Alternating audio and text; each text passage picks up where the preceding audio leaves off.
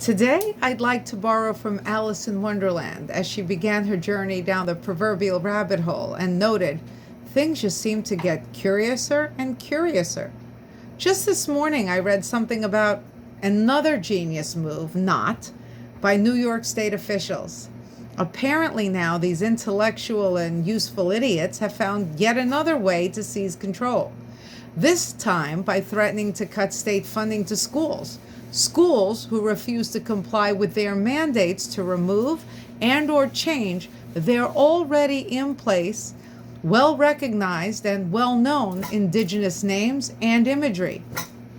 And we all know it won't stop there. It won't stop until they garner complete control of our schools. Schools we the people pay for via our taxes. Very high taxes, in fact. And of course, it won't stop until they gain ultimate and complete control of our children. So riddle me this. Has anyone considered at all that this is not in the least offensive and or cultural appropriation?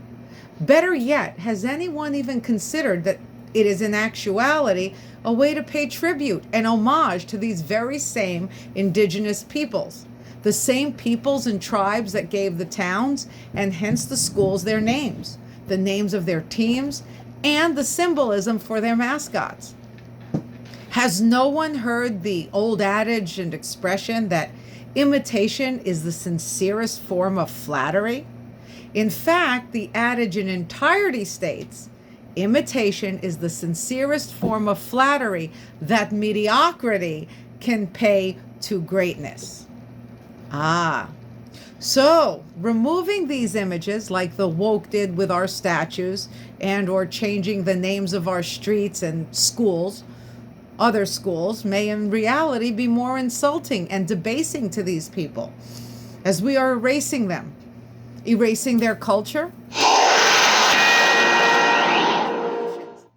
and simply replacing them with something more avant-garde and currently acceptable, and likely much less historically poignant and or profound.